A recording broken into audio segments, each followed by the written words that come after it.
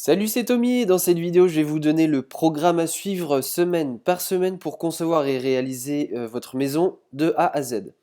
Donc moi, quand j'ai débuté dans le métier, je pensais que le plus dur, c'était d'apprendre au moins la partie technique. Même si c'est une partie qui demande beaucoup de temps et des connaissances, on peut quand même trouver beaucoup d'informations. Et le plus complexe finalement pour moi, c'était de faire entrer les notes au bon endroit sur la partition et de la jouer au bon tempo. Ce que je veux dire par là, c'est que c'est un projet de construction, ça demande d'être calibré du début jusqu'à la fin, pour que tout se passe bien et puis que les étapes s'enchaînent sans souci.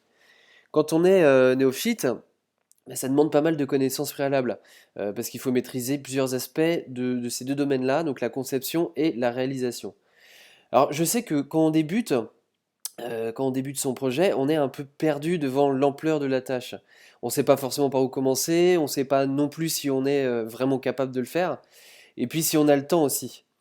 Et surtout, on veut faire les choses super bien, et donc c'est tout un tas de questions qui apparaissent et qui font super peur. Donc pour éviter de se retrouver dans cette situation, l'idéal, c'est de pouvoir planifier tout le projet dans le moindre détail et surtout de savoir ce qu'on doit faire à chaque étape. Donc l'idée, ce serait de suivre une trame avec des dates et surtout des actions à réaliser pour plus avoir à se poser une seule question sur les tâches qui sont à accomplir et puis leur ordre. Donc moi, je connais bien le problème parce que tous les bâtisseurs, comme tous les bâtisseurs, j'y étais confronté. Donc, ce que je vais faire, c'est que je vais vous aider dans votre tâche, dans toutes vos tâches hebdomadaires, semaine après semaine, pour que vous sachiez exactement quoi faire. Donc, vous allez non seulement être guidé au fil des semaines sur les différentes tâches, mais vous pourrez aussi optimiser le temps et gagner quelques semaines pour emménager plus vite, par exemple. Donc, je vais vous montrer comment imbriquer les étapes pour aller assez vite, en fin de compte. Je vais aussi vous donner la méthode pour élaborer votre planning de travaux, avec les moments où il faut passer les commandes d'ouverture, commandes de cuisine, il y en a pas mal d'autres aussi, en fonction de leur date de pause, la date de pause que vous avez prévue. Vous aurez aussi alors les temps de séchage à prévoir, les moments où choisir les entreprises, quand signer, quand est-ce qu'il faut signer les différents devis, parce on n'est pas obligé de tous les signer en même temps.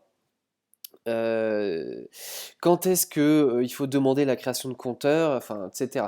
Tous ces temps un peu particuliers et puis les timings, je vais tout vous donner. En gros, pour faire simple, c'est votre programme que vous aurez plus qu'à suivre. Avec ça, vous allez pouvoir mener votre projet à la baguette et mettre le hasard carrément de côté. Donc, ce que j'ai fait là, c'est que j'ai tout préparé à l'avance. C'est une vidéo qui est un petit peu différente de celle que je fais d'habitude, c'est-à-dire que je prends pas mon petit crayon. Là, j'ai pas besoin parce qu'on va pas faire de dessin. Là, je vais vous présenter vraiment des méthodes des méthodes. Il n'y a qu'une méthode que je vais vous montrer, puis tout le reste, c'est sous forme d'agenda. Vous allez voir, c'est super complet. Dans la semaine, je donne deux, trois tâches, pas plus, parce qu'après, les tâches sont quand même assez conséquentes.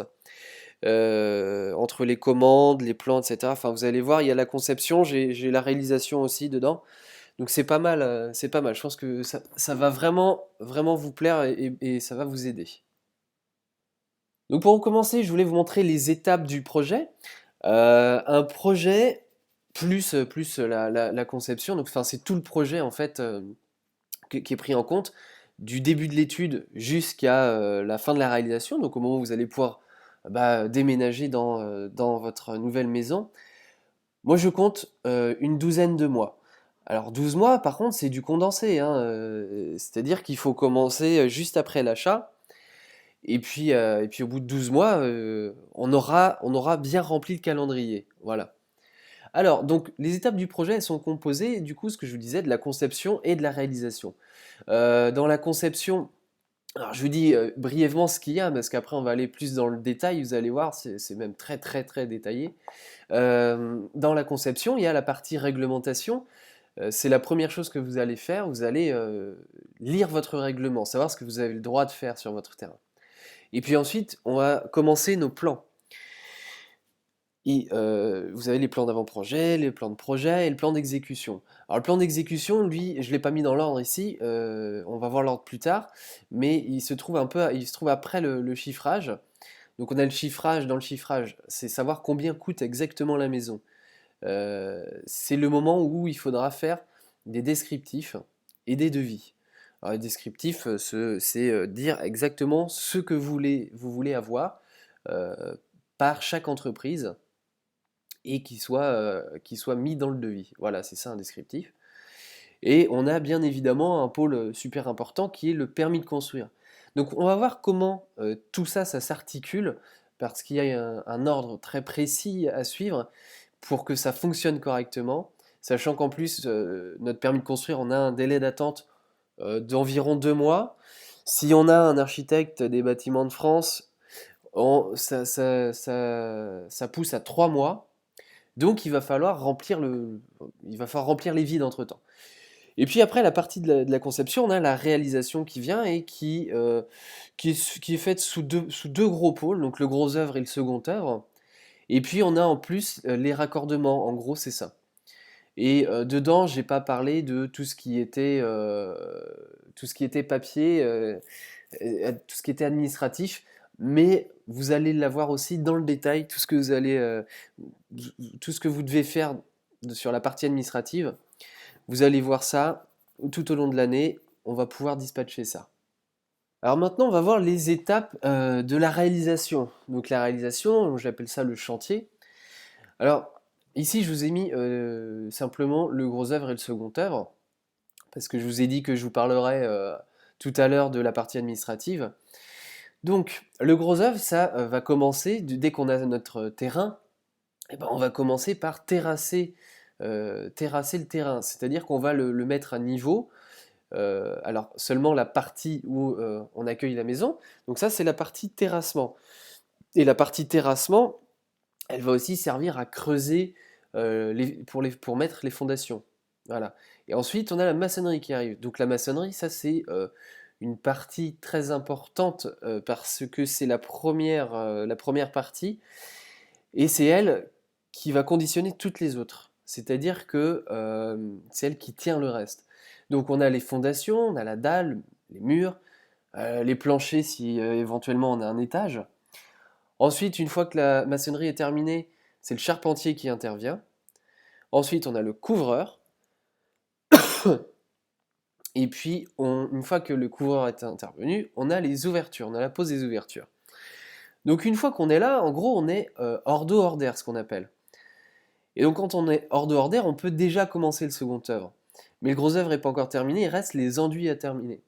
Alors, s'il pleut pas trop, c'est pas grave, on peut commencer à mettre la laine de verre et à railler. Sinon, il faut attendre de faire l'enduit pour que ce soit bien étanche, que la maison n'ait pas de problème d'étanchéité. Donc une fois ceci fait, eh ben, on peut passer au second œuvre. Et cette partie va quand même beaucoup plus vite que le gros œuvre, à mon sens. Alors, on a la plâtrerie, l'électricité, la plomberie.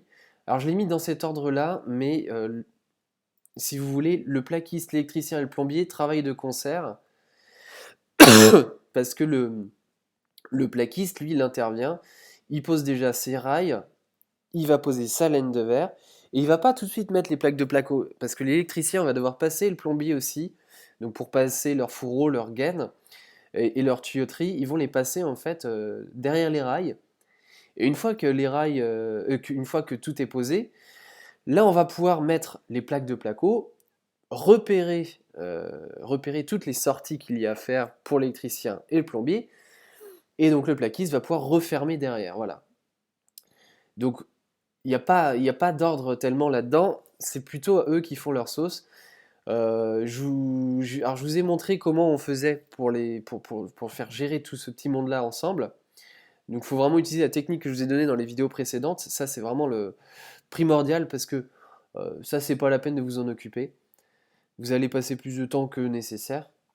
Bon, une fois que la partie plâtrerie est terminée, là ça va être le moment de faire la chape. Alors peut-être que vous avez aussi un plancher chauffant. Donc votre plombier va devoir intervenir, poser les dalles de polystyrène, le plancher chauffant, et ensuite couler la chape.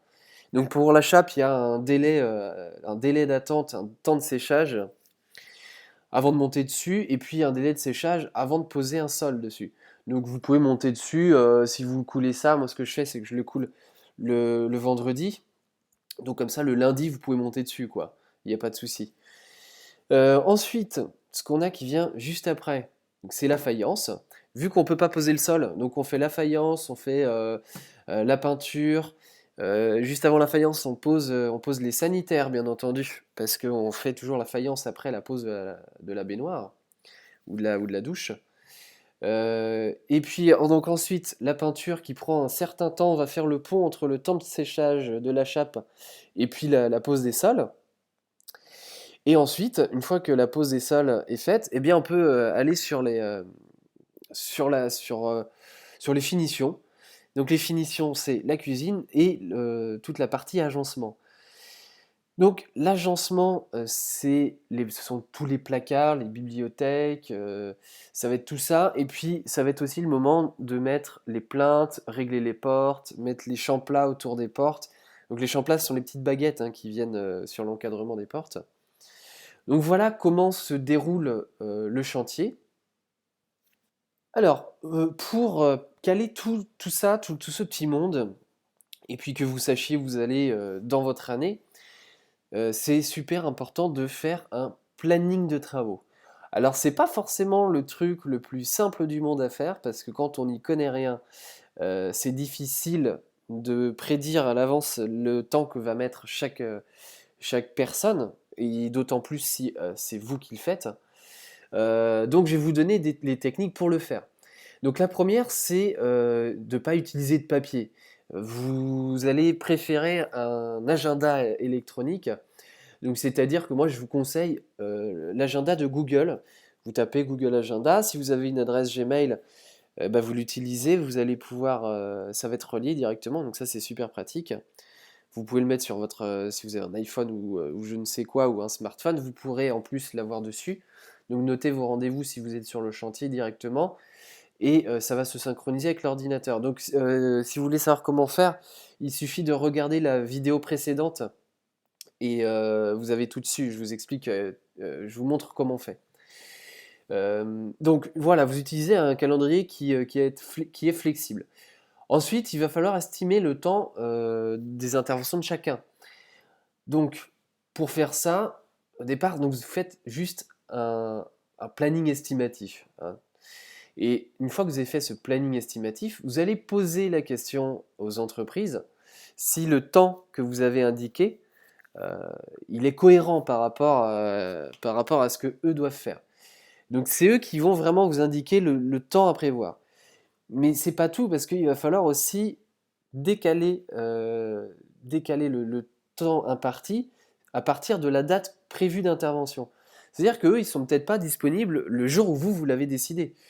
Donc il faut caler une date de début.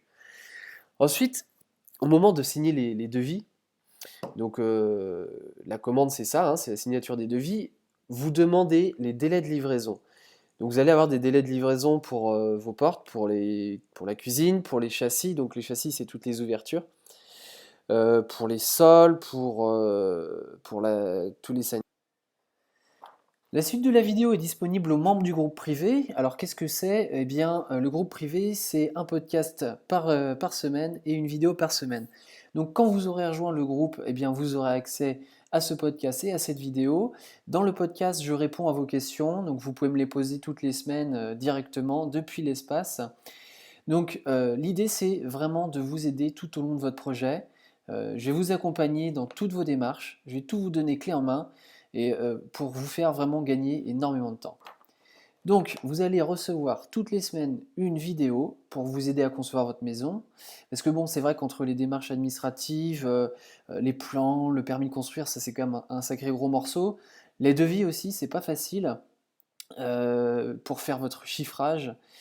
Le chantier, eh bien, croyez-moi, il y a de quoi avoir du pain sur la planche et puis de quoi se perdre. Donc je vais vous éviter tout ça en vous donnant directement les étapes à suivre pour éviter bien toutes les erreurs, gagner un maximum de temps et puis économiser bien sûr un maximum aussi. Donc vous allez apprendre à obtenir la RT 2012, l'attestation dont vous avez besoin pour le permis de construire. Je vais vous montrer comment on dépose un permis de construire, comment on budgétise un projet, faire les choix de matériaux et d'équipements, toute la partie technique aussi. Donc vous allez apprendre énormément de choses en adhérant à ce petit groupe. Pour bénéficier de tout ça, eh bien c'est très simple. Si vous êtes sur le blog, eh bien il suffit de cliquer juste en dessous, en 3 étapes, en 3 clics, c'est fait.